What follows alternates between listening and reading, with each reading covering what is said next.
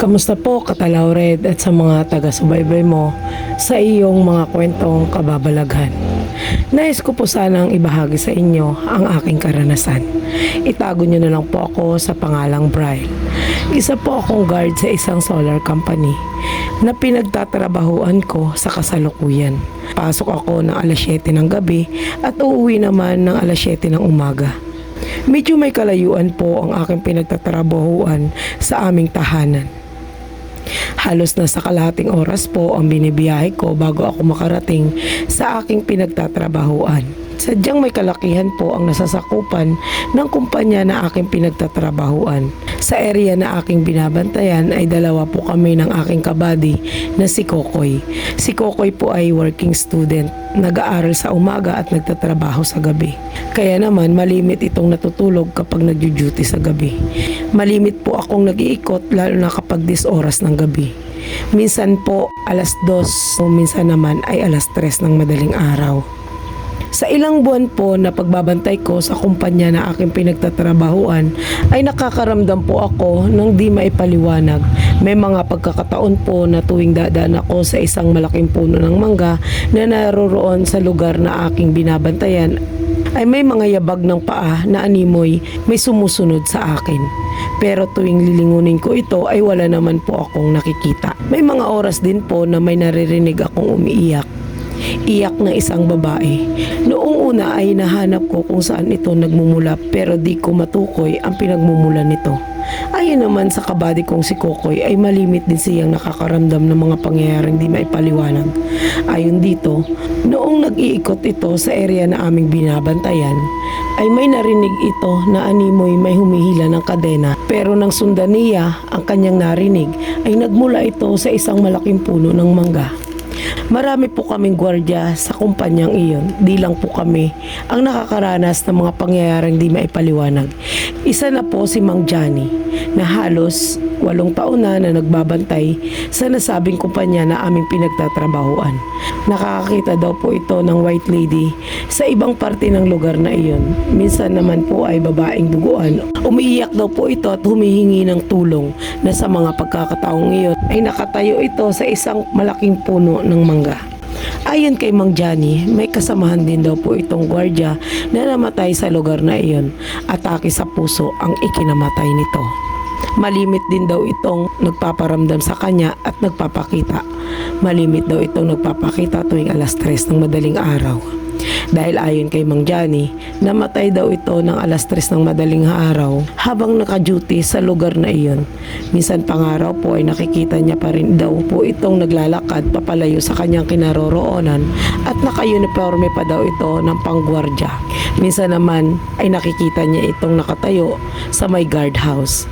Ayon kay Mang Johnny, sa halos na ilang taon niyang pagbabantay sa kumpanyang iyon ay marami na siyang nararanasang mga kababalaghan.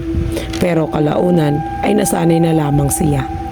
Aniya, bago pa itayo ang kumpanyang iyon ay liblib na lugar daw ito. Marami na daw ang mga pinatay sa lugar na iyon.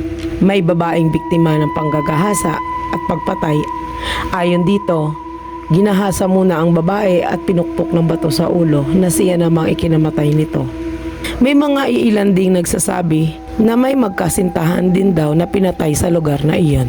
Ayon sa nakasaksi, naglalakad daw ang magkasintahan nang biglang may humintong sasakyan. 4 na kalalakihan ang sakay nito. Binugbog ng mga ito ang kasintahan ng babae at iginapos sa isang malaking puno ng mangga gamit ang kadena. Wala namang nagawa ang kasintahan ng babae dahil sa bugbog na ang katawan nito at duguan na ang mukha.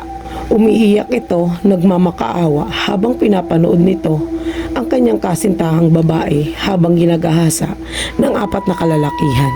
Nang maisagawa na ng mga kalalakihan ang panggagahasa, ay pinatay ng mga ito ang magkasintahan. At hanggang ngayon ay hindi pa rin nakamit ng mga ito ang hustisya sa kanilang pagkamatay. Dahil may nakapagsabi na umalis na daw ang nag-iisang saksi sa pangyayaring iyon. Sa kadahilanang natatakot daw ito at baka balikan siya ng nasabing mga kalalakihan. May mga pagkakataon din po, Katalaw Red, alas 8 na ng gabi. Nasa duty po ako kasama si Kokoy. Nagpaalam po ako na kukunin ko ang baon kong tubig sa aking bag na nasa guardhouse ng mga oras na iyon. Halos 100 metro po ang layo ng guardhouse sa area na aming binabantayan. Nang makuha ko na ang aking tubig at pabalik na ako sa kinaroroonan ni Kokoy, sa di kalayuan ay natanaw kong may isang babaeng nakasuot ng kulay puti. Halos umayad na ang laylayan ng suot nitong bestida. Mahaba ang buhok nito na sa pagkakataong iyon ay nakaharap ito kay Kokoy. Habang papalapit ako sa kinaroroonan ni Kokoy, ay unti-unting tinungo ng babae ang malaking puno ng mangga. Maliwanag po ang ilaw na nagmumula sa isang posting nakatayo sa harap ng puno ng mangga.